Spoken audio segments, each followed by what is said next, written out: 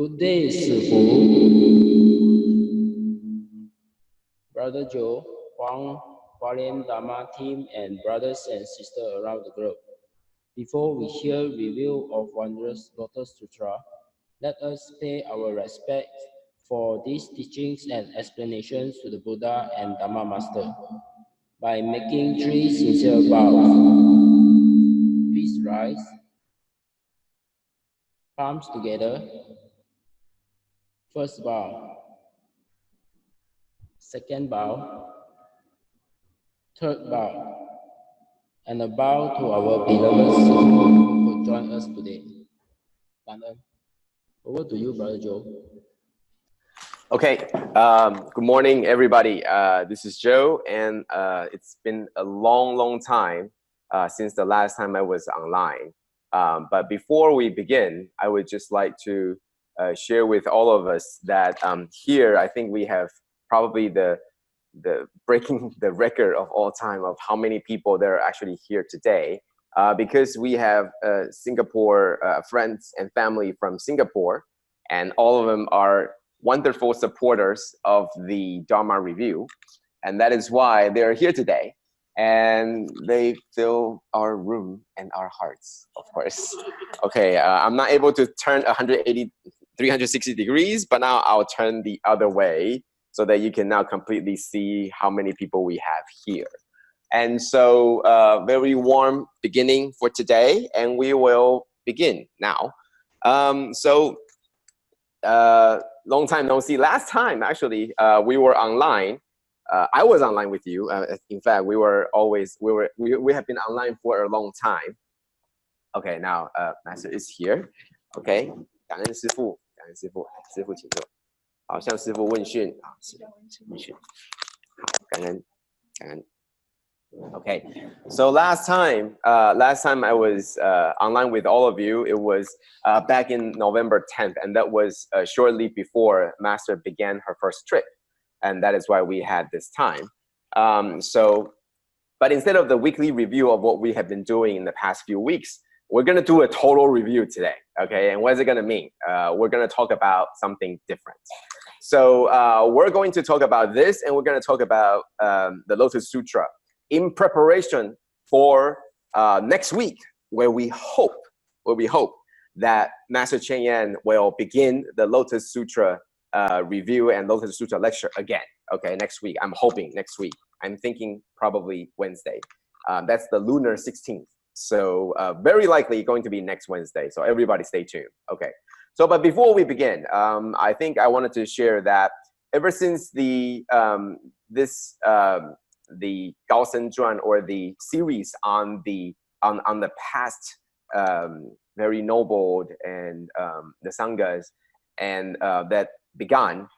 This is probably the one where Master on her trip around Taiwan kept on talking about. It's the Dharma Master Dijia, and that's the actual translation from the Taiwanese 智者大师, but it's Chinese is 智者, but it's Taiwanese is Dijia. Okay, so I just quickly do the translation. It's Dharma Master Dijia. Okay, so the quick question that I'm going to ask, and I'm going to ask all of you here, live audience here. We don't usually get live audience here, but so the question I want to ask is, how many of you know of Master Dijia before this drama appeared on Dai TV? How many of you know? Raise your hand if you know Dharma Master Dijia. Okay, so none of the people here. And if you look around in your center, you're probably going to get one or two or three or few, but probably not all of them. And I myself included, I didn't raise my hand. I only raised my hand to show everybody that you should raise your hand, but I didn't raise my hand because I don't know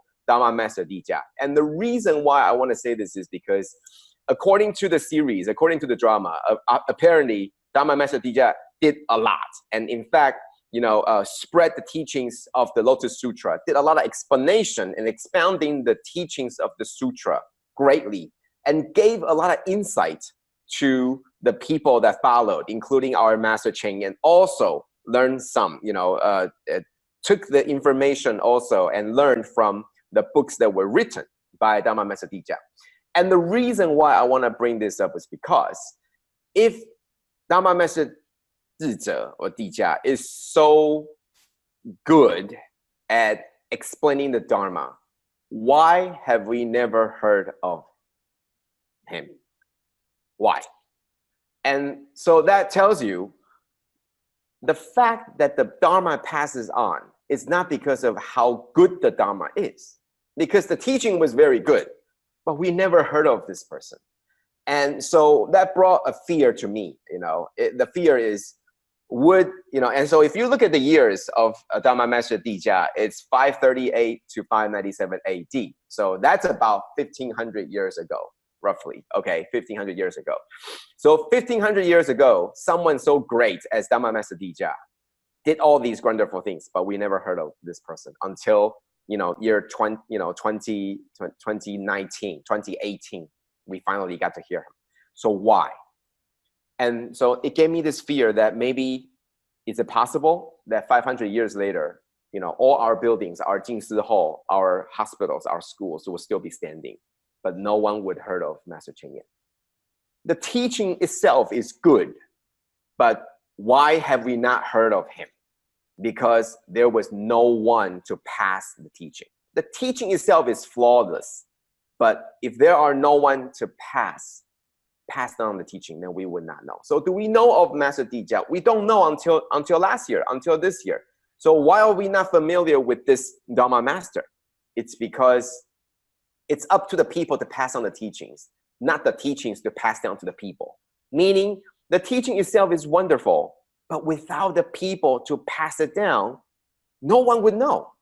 Without all of us here wearing this blue and white, without all of us here teaching even the one single sentence that is the Jingsi aphorism, no one would know. You would have empty halls with people standing around and don't know where this come from. Imagine 1500 years later, they would look at our hospital, if it's still standing, and they would see the logo, and they would go like, who is this person? We don't know these group of people that's called Tzu Chi. Who are these people? Because if we don't pass these teachings down, doesn't matter how good the teachings are, if there are no one to pass it down, it will evaporate. It will disappear. Okay, so how do we preserve and sustain our Dharma lineage? How do we preserve something that is so wonderful, something that we feel is the very important thing that is sustaining the lives and the harmony of the society? How do we do that? By not forgetting, and that's what Master kept on saying this time. Not forgetting, let's not forget what happened that year, or that moment, or that thought. So it's not just about that particular year. And even though a lot of people would say, Master is talking about not forgetting 1999 because this year marks the 20th anniversary of the earthquake that shook Taiwan. That was 20 years ago. But no, Master eventually said it wasn't just about 921 earthquake. It was about the things that happened on that year. But then later on, she expanded to say, it's not about that year only, but it's about that moment. And it's also about that thought. And what thought was that? That was the thought of when we first began. And I wanted to bring back to chapter 3, the parables.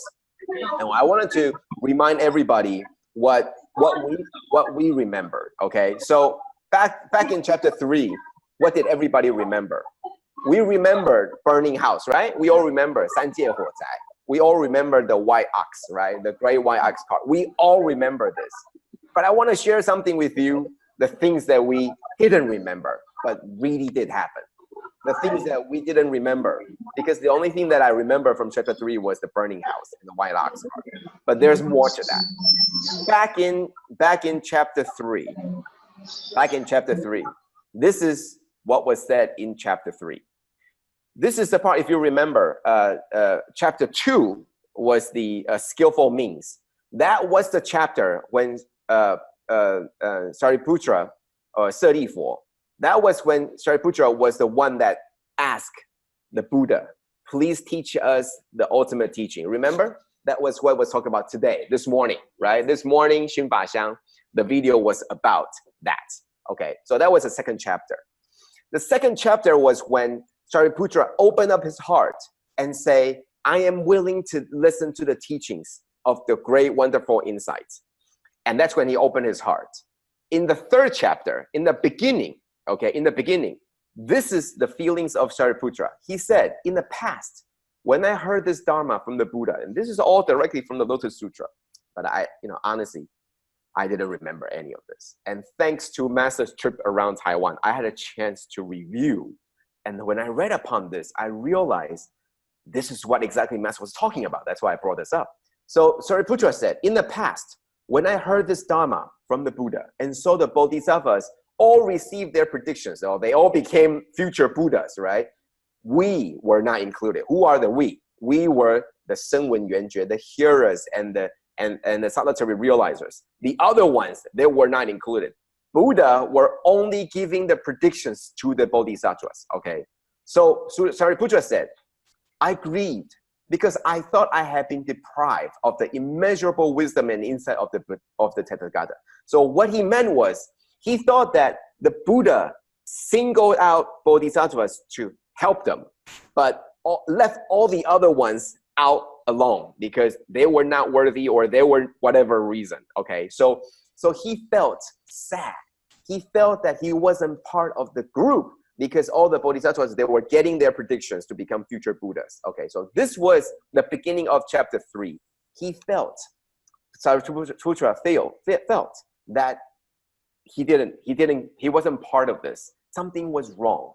They were part of this, but they were part of the same Sangha, but he wasn't in on it. So he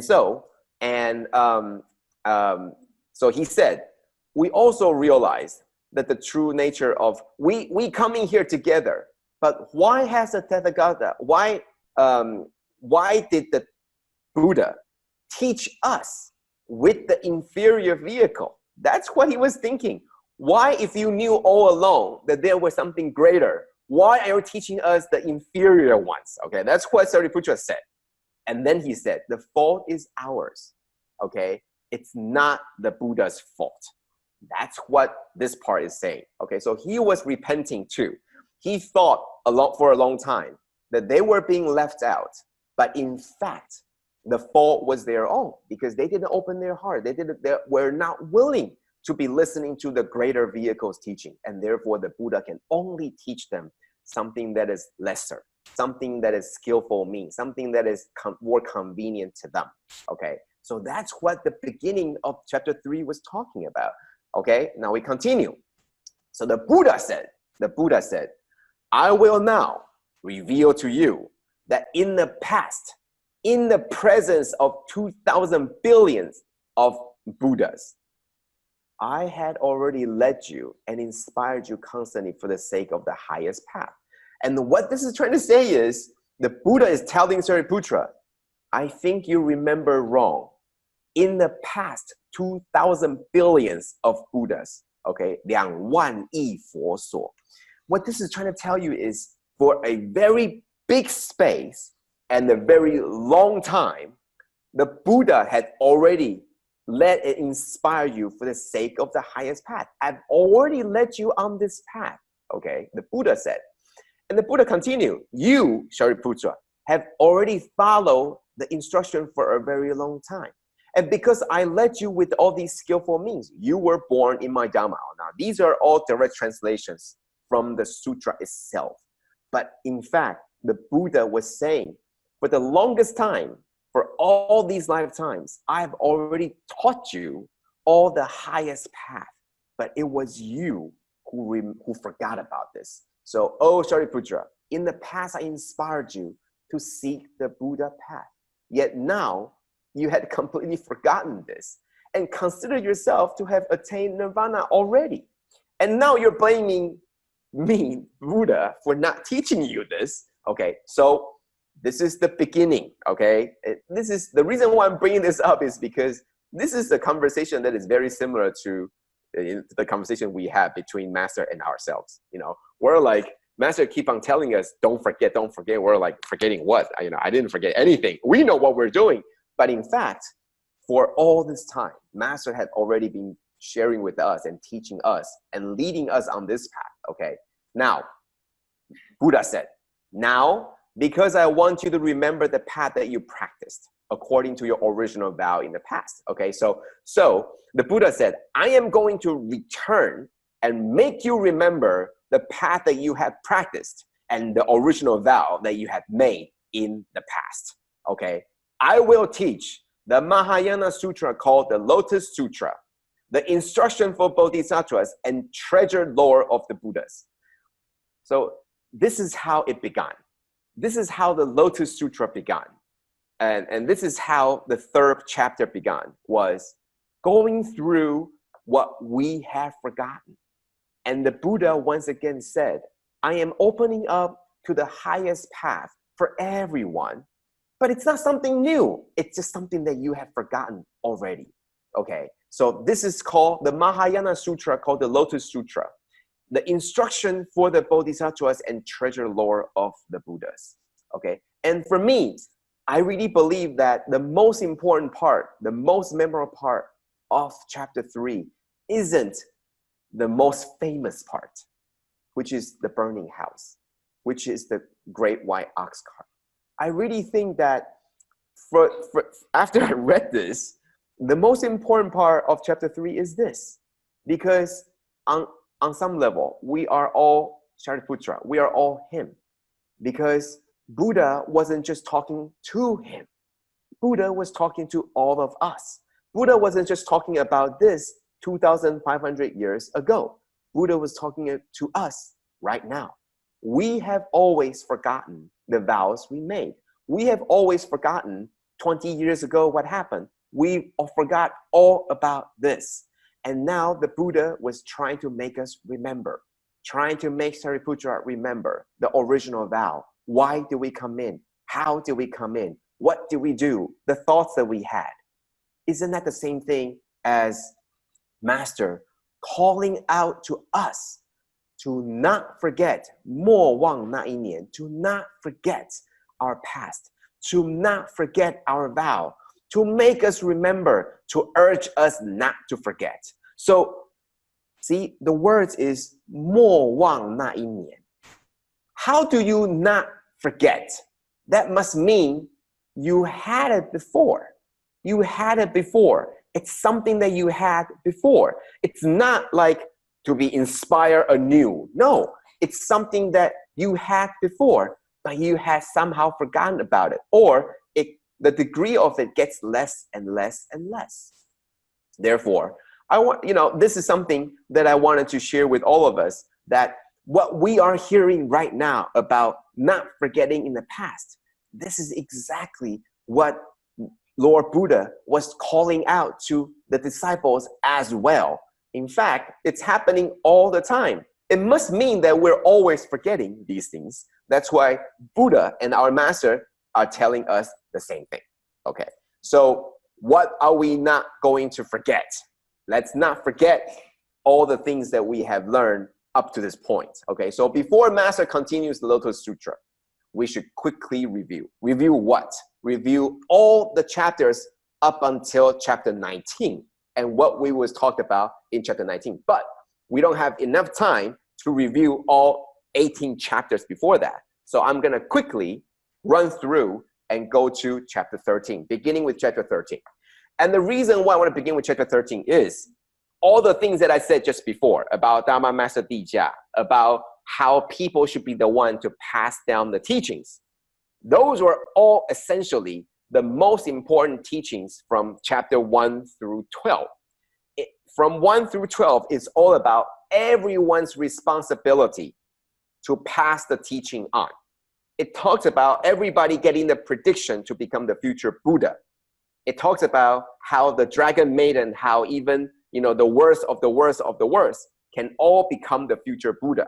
And what does it mean to become the future Buddha? It means you have the responsibility to pass on the teaching, to teach more people, to share with more people. So that's what all the previous 12 chapters were trying to lead us toward, is everyone must share, everyone must pass on the teaching.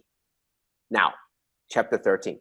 If you all remember chapter 13, this is the chapter when all the disciples, they all make vows. It all started with the hearers, started with the other disciples. They all make the vows to spread the Dharma. Where did they make the vow to spread the Dharma in? Other worlds. because it's a very difficult world of samsara. In samsara, everyone, they're all difficult. No one wants to listen to you, and everybody argues with you. And if you say something and people attack you, you know, they say nasty things about you, things like that. And therefore, these disciples, they make the vow, oh, it is simply too difficult. And we are going to pass down the Dharma like Buddha said, like the teacher says, but we're just going to do it in a different part of the world. We're going to avoid places that are difficult, and we're going to go to places that are more simple. That's what they make the vow for. Yet there is a group of bodhisattvas, and they said, even though it would be very difficult, they would still be able and willing to spread the Dharma. So in chapter 13, it was these bodhisattvas, it was these disciples of the Buddha. Most of them are about them. They talked about how difficult it is to spread the Dharma, to spread the teaching in this world. That's all they talk about in chapter 13. How difficult it is. They're going to attack me. They're going to attack me with words. And I'm going to put on the armor of perseverance. I'm going to put on the armor of forbearance to get through all of this, because it's going to be very difficult. That's what chapter 13 says. So imagine 1 through 12 talks about our responsibility to share the Dharma. 13 talks about the very difficulties of doing this. So chapter 14 is Buddha's answer to how difficult it is. Yes, it is very difficult. But if you know the way, if you know how to do it, then it will not be so difficult. That's what chapter 14 is. It's Buddha's answer, in answer to all the bodhisattvas saying they made the vow, but it's going to be very difficult, and it's going to stand against all the people saying nasty things and doing nasty things to them. They are still going to persevere. But in chapter 14, Buddha calmed everybody down and said, you know, it's going to be hard, but it will not be so bad if you know how to do this. And so the Buddha gave us 4 peaceful practices to allow us that in the world where no one wants to listen to the true teaching, these are the 4 peaceful practices that we could do to help spread the Dharma. And that's 4 peaceful practices. It starts with our body, our mouth, our mind, and the vows. So these are the 4 peaceful practices that we have as an answer from the Buddha to the disciples. That yes, it's going to be difficult, but if you follow the teachings, it will not be hard. I don't know if you all remember the Jing aphorism. 只要缘生不怕缘来的迟. If you have the deep affinity, then do not be afraid that it has come too late. And 只要找得到路，就不怕路遥远. If you know the way, then you will not be afraid that the path is long. Same idea. The journey will be difficult. It will be arduous. But if you know the way, even though it's going to take a long time, even though it's going to be difficult, it will not be hard. And that's what chapter 14 is about. So after 14, it's chapter 15, emerging from the earth. This is the chapter immediately coming after chapter 14, where the Buddha gave us the directions on how to survive and how to spread the Dharma when everybody is against you. What does that mean? So the question is, the chapter says emerging from the earth. The question I ask is, just what exactly emerged from the earth? A lot of people said it's the people, the disciple, the bodhisattva, right? They emerged from the earth. And the answer is, yes, you're right, but there are more things emerged from the earth that's in our heart. Confidence, perseverance, and courage. Why? Because after the Buddha gave us the answer of the 4 peaceful practices, now more people are willing to make the vow. Well, if you say it's going to be this way, if you tell us and teach us how to do this, I am willing. I am willing to do more now. I am willing to make the vow. It's almost like, if you remember, at the beginning of the foundation, remember the 30 housewives. How did they begin? They began with a coin in the bamboo bank. And then they go to the market. They say, oh, you take a little bit less of this, a little bit less of that vegetable, so that I can save some money to help people. What did the other people, the vendors, say? What did they say? They said, if that is going to be able to help people, count me in too. I'm going to do this. This is exactly the same thing. Because these people want to help and they didn't know how, so they did not make the vow. Same thing. There were plenty of sentient beings out there listening to the Buddha.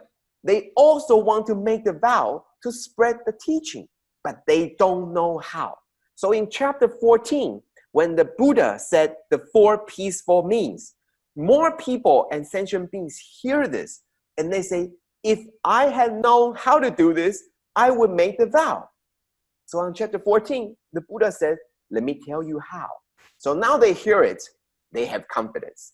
Now they have courage to make more vows. And that is why the bodhisattvas emerged from the earth. So that's chapter 15. So everything is connected. Chapter 13 is how difficult it is. Chapter 14 is, if it's difficult, let me tell you how.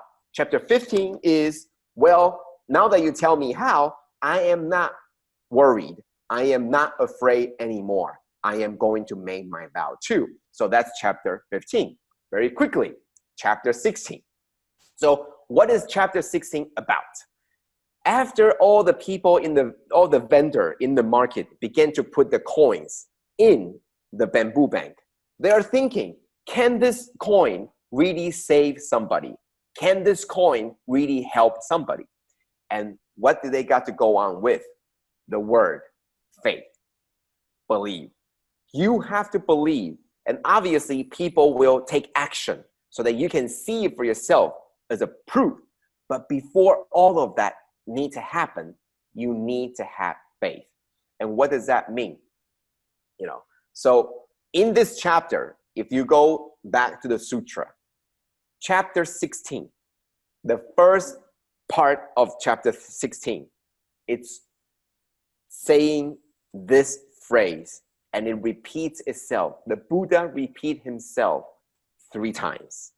The Buddha said, you should believe my true words. He said this 3 times in the sutra. If you don't believe me, go take a look 3 times. He said it the first time, and then to stress the importance, he repeated it again. And then to stress that it's even more important, he repeated again 3 times. You should believe Tathagatha's true words. Why did he say that? Because from this point on, you have the confidence, you have the courage, you have more people emerging from the earth trying to do something. But now it is time for you to believe that you can be greater. You can do more things than just this coin. You can do a lot more than just this. And therefore, this is what we heard this morning too, right? Faith is the basis of all merits. In fact, it's the base, it's the beginning of the way, and it's the mother of all merits. It's a more direct translation. 信为道源功德木. So chapter 16 talks about faith. You need to have faith. For all the things that's going to happen next, you need to have faith. And the faith is the mother of all merits, right?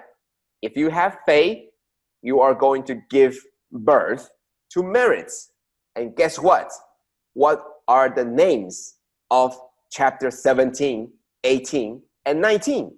They all have merits in them. If you don't have faith in chapter 16, how do you have merits in 17, 18, and 19? So because 16 talks about faith, establishes everyone's basis in faith, we are going to talk about chapter 17, merits. What merits specifically? The distinctions in merits. So chapter 17 is distinction in merits. Chapter 18 and 19, they all talk about merits. Okay, so in chapter 17, what did we talk about?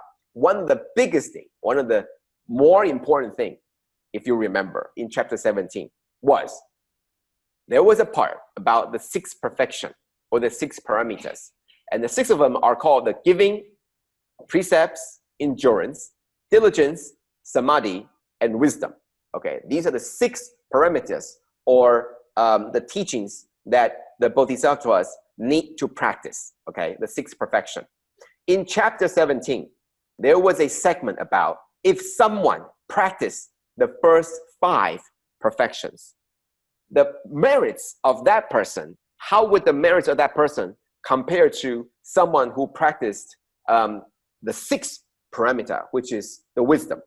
And the comparison is you cannot compare it at all, because for the person who practiced giving, precepts, endurance, diligence, samadhi for thousands and thousands and thousands of years will be incomparable to someone who practiced wisdom. At the time, I didn't understand what that means. And after all these chapters are connected, it makes sense. The idea is connected back to the idea of Dharma Master Vijaya. The same question that I asked you earlier. Why, if the teaching is so good, have we not heard about Dharma Master Vijaya at all? And the idea is, look at the 6 Paramitas. All the first 5 are about we doing the work. I do the giving. I will uphold the precept. I will endure all these challenges and difficulties. I will be diligent in my practice. I will find the tranquility and peace in my mind. That's the first 5. It's all about me. Wisdom. It's about how do you give these to all the other people. So I give to others, but I didn't teach them how to give to more people. I uphold the precept, but I didn't show how I'm going to teach other people to uphold the precept too. I endure. I am diligent. I find the samadhi and peace. But how do I pass this to other people? That's what the 6th wisdom gave us. And that's what this chapter is talking about. If you don't believe, if you don't have the faith, you're not going to have the merit. And the merit itself doesn't come by me doing alone. It comes with I having to share with more people, to share with everyone what I'm doing and how I'm doing, and that everybody should do the same too. So imagine, Master Cheng is telling us the same thing. It's not just we ourselves becoming vegetarians. It's we having to share this with more people so that more people become vegetarian. It's not just me becoming a commissioner. We have to get more people and more members. And that is why Bai Wan Pusa in Malaysia, that is why all this Mo Wang Chu Jing is coming up. It's to share with us that it's not enough to do the first 5. You need the 6th one, which is the wisdom that in this world of so much turmoil, so many people attacking you, we have to be able to pass on this teaching. That's wisdom. So this is chapter 17. Chapter 18, also in the name, has merit. Remember, 16 is faith, and that's the mother of all merits. Without faith, you will not have chapter 17, 18, and 19, which talks about merits. So chapter 18 talks about the merits of joyful acceptance. In here, it talks even more about how to accept people. It talks more about how to invite people to come into the room to listen to the teachings. You can share your seat. You can invite other people to come in. You can ask them to follow what you're doing. But the whole idea is it's not just about you. It's about getting more people to come and listen to the teaching. Why? Because without people, years later, no one will know the teaching. People is the most important to pass down the teaching. So remember this? This was part in the sutra where many people have questions about. The Buddha addressed Maitreya saying, I will now clarify this to you. Okay, this is question that was asked. There was a person that given all these offerings to the sentient beings in the 6 states of existence, okay, in 400 myriads of kotis of incalculable worlds. And that just means many, many, many, many, many, many sentient beings, okay? And all sentient beings, all the same. There is a person, they gave all the offerings to all these sentient beings. And not just this, not just material, but also enable them to attain arhatship. Amazing, right? This person had done so much to benefit all these sentient beings in all this incalculable, huge amount of worlds and allow them to become arhat. The merit that this person attained cannot be compared with that of even the 50th person who, after hearing a single verse of Lotus Sutra, received it with joy. And what does that mean? What does that mean? So many people could not comprehend. How could you compare someone who had done so much to all these incalculable worlds of sentient beings to the 50th person who, after hearing just a single verse of Lotus Sutra, received it with joy? The comparison goes beyond words. It will be even less than 100, 1,000, 100,000 of a myriad of that person's merit. What does that mean?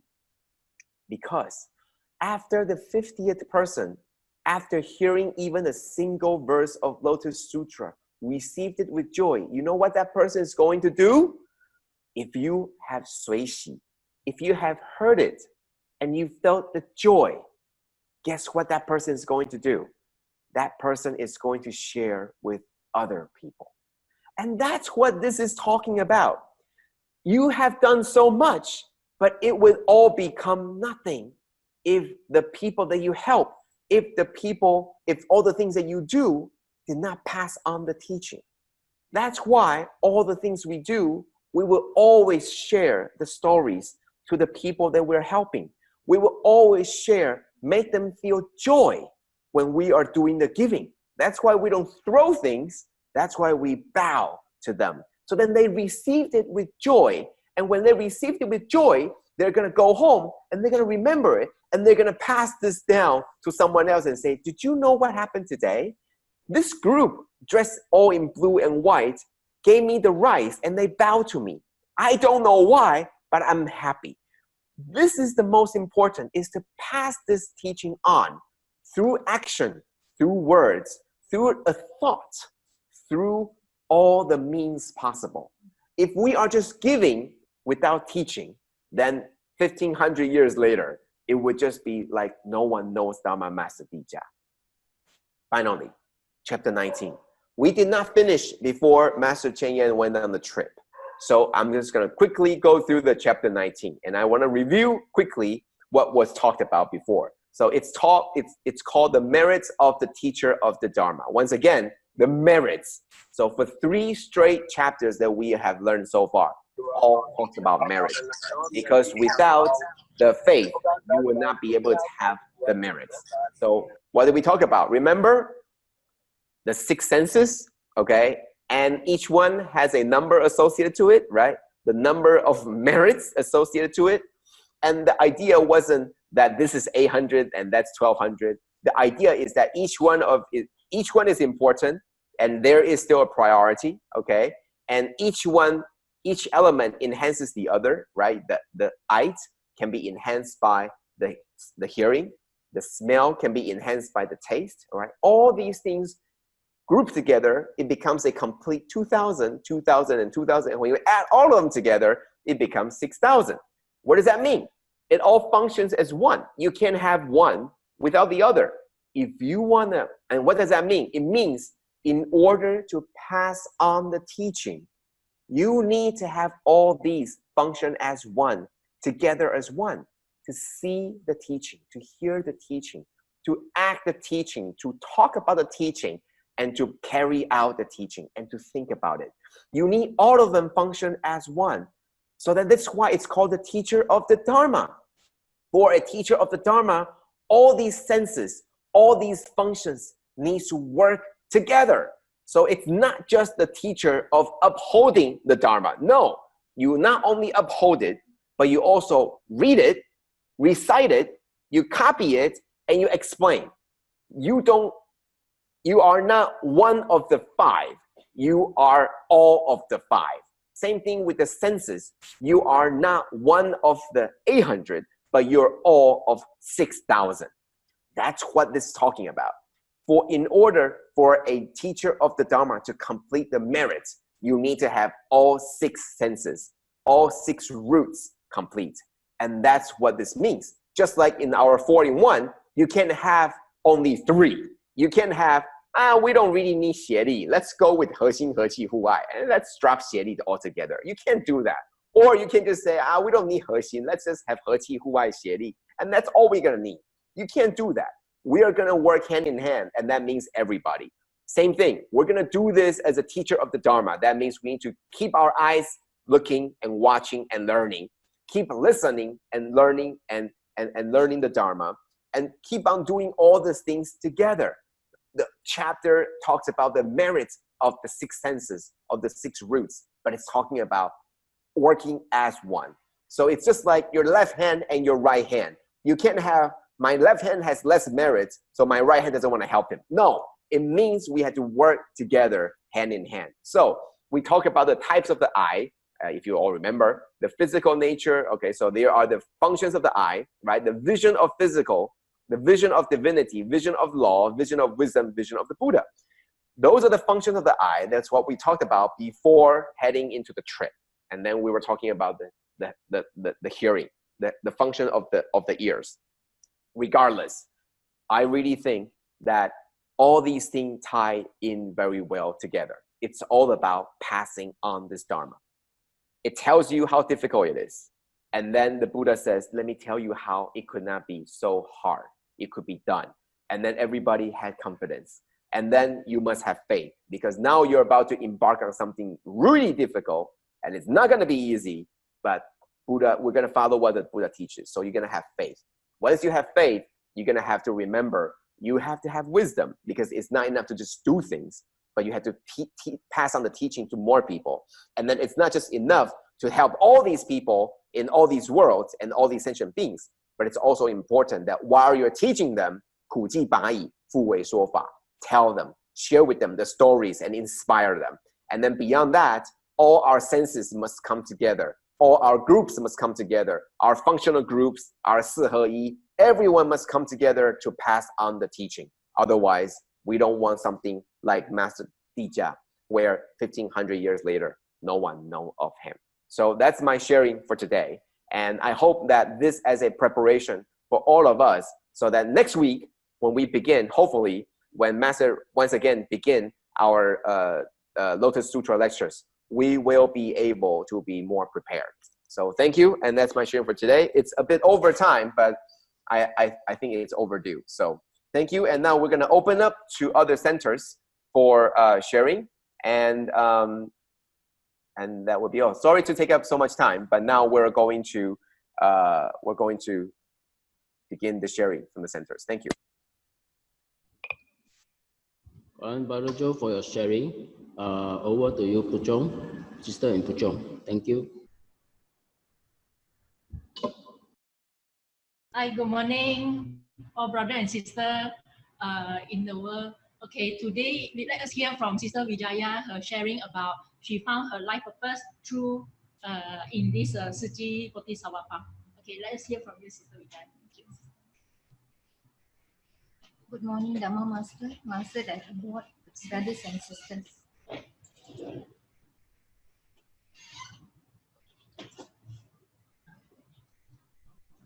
I'm very grateful to have an opportunity to share today. Today, I would like to share about my search for true meaning of life. In my early childhood, I was exposed to Hinduism and practiced scriptures reading, chanting, and prayers. My search brought me to many temples, religious organizations, and participated in countless religious activities. I found my first master at age of 14. The master practiced different facts of Hinduism as well as other religions like Islam and Christianity. He preached that all these religions were different paths that lead to the single goal. Since then, I have a strong belief that all these religions teach the same of the way of life. I was in my endless search and volunteered in many charity activities during my university life. I became vegetarian too. However, the search never leads to the goal that I wanted. I think in 2005, because of my affinity with Buddha and Master, I get to know about Tzu Chi through my colleague, and I became a donating member. In 2007, as my colleague furthered her studies, I took over the recycling activity at office and started to collect recyclable items and send it over to Tzu Chi's recycling pond at the place that I was staying. My friends named my car as Mini Lorry, as I can stuff in many things in my car. That's what you can see in the slide. In 2009, I attended Buddha Day held in Bukit Jalil, and this was the first picture I took at the stadium. It is Master. I was approached by Tzu Chi brothers and invited to join the ceremony. The instant I entered the hall, I was very impressed with the formation of and how the event was organized. I shared my contact, and in the same year, I started my journey as volunteer. This was my first activity where we brought a student to an optical shop. I felt extremely happy that day. That's the time I knew I found my right path. I continued to take part in all the Tzu Chi missions and felt blessed and grateful for the opportunity. I also installed the ITV at home and always listened to Master's wisdom at dawn. In 2011, I changed job and I was staying far from my family members. As my workload increased, I hardly participate in Tzu Chi activity. I lost myself in seeking the financial wealth. The new life was making me miserable and always sick. Visiting doctors always became my new routine. The situation worsened day by day. One day, I was in a vegetarian restaurant near my working place, and the restaurant owner tuned to the ITV, and it was Wisdom at Dawn. The subtitle was about time is running out. That word actually struck my mind, and throughout the day, I become very agitated and keep asking myself about my initial aspiration. I realized my time is running out too. I was chasing for something that only gave me temporary happiness. I was unable to cherish the blessing then suffered because of my ignorance. I decided that time and I resigned few months after and come back to the path that I left behind. Surprisingly, upon my return, everything back to normal and I became a happy person again. I diligently followed Master's teaching, and last year, I became a certified commissioner. I faithfully accepted and uphold Master's teaching into my heart and diligently practice in my daily life. I nurture my mind with Dharma. I found the true meaning of life in my searching, and I hope the Dharma remains in me in the journey to come. I think it's the short sharing because I was reading my script. Kan'en for the opportunity and thank you. Kan'en Sister Vijaya. In fact, Sister Vijaya already walked this Bodhisattva path for 11 years, and she's very diligent living Bodhisattva in this charity mission and recycling. Although she just get the certification from Master Cheng last year, but all this while she's doing in charity and also recycling. Kan'en, everyone. And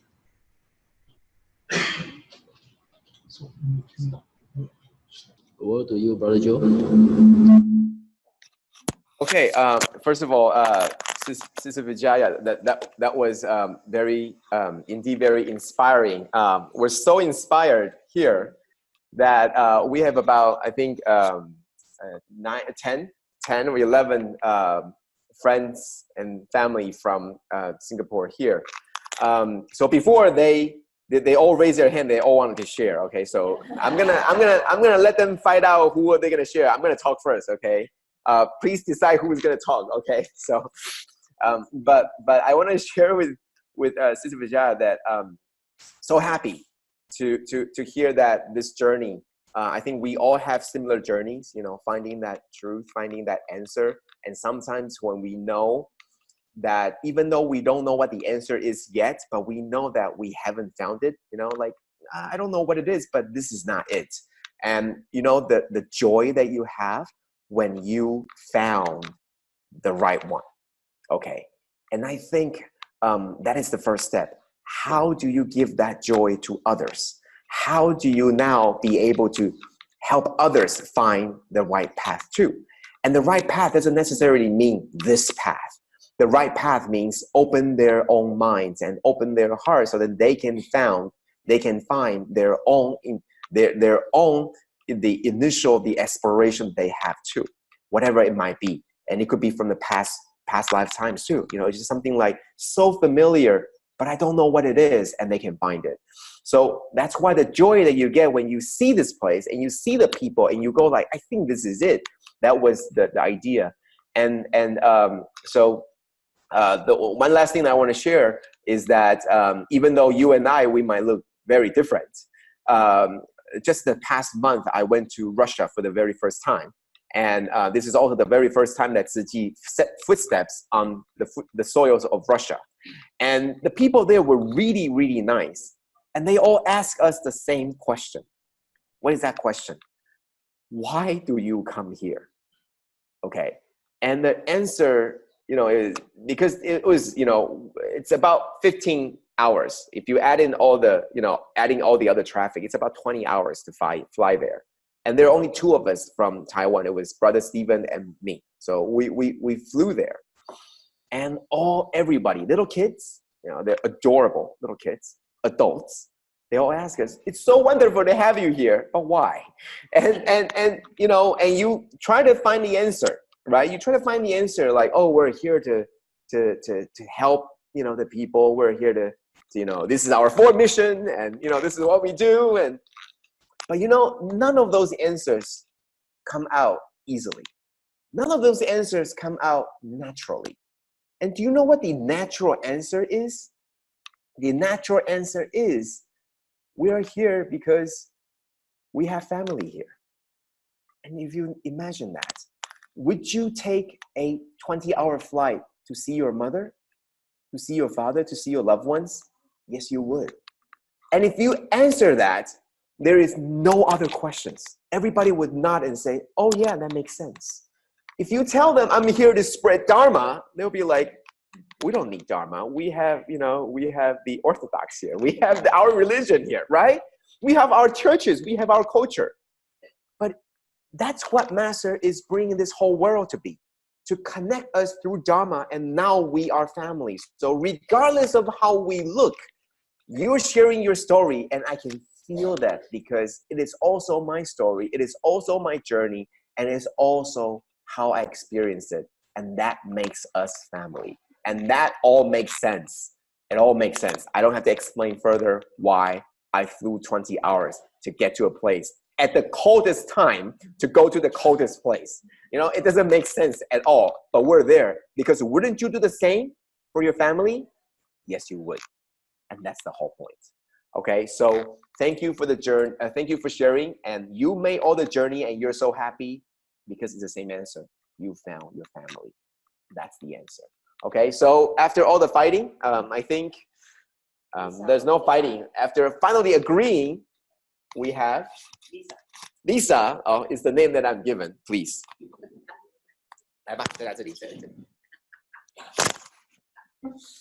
Trust me, they all wanted to share, but just 你这边讲就好了。Okay. Okay, I'm Lisa from Singapore. Thank you for giving me the chance to speak, Brother Joe. Yeah, just follow with what Brother Joe was saying. Yes, we are one family. And Sister Julian and me go to Sri Lanka every about 3-4 months, 2-3 months a year. And yes, why we go to Sri Lanka? Of course, there's many many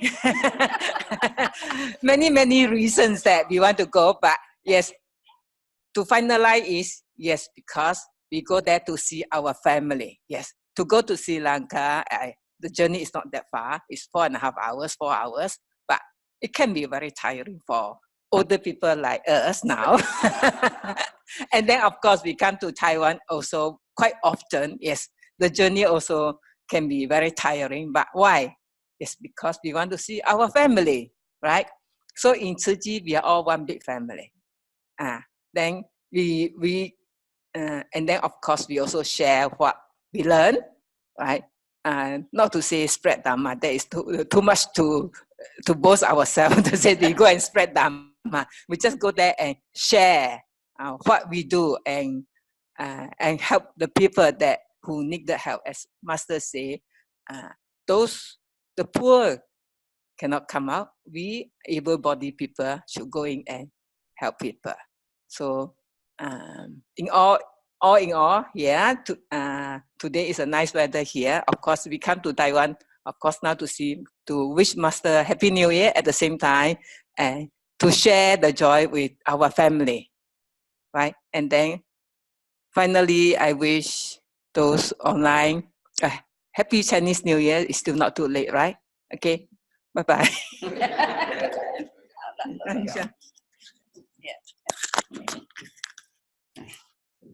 Yeah, I'm Julian. Yes, and we are family. That is a real what we feel. What I feel that in Tzu Chi, wherever we go, we are being how to say, entertained or receive with love and joy, and then that is very important, because all this you can't find in other places. And in Tzu Chi, we can feel safe, we feel love, and we are able to spread love, and then we are able to, as we say, we have this opportunity, to see so many people, and then we are able to stretch our hand, to help others people. That is very, very important. Otherwise, we are just like a normal auntie. Every day going to market, thinking don't know what to eat, what to buy.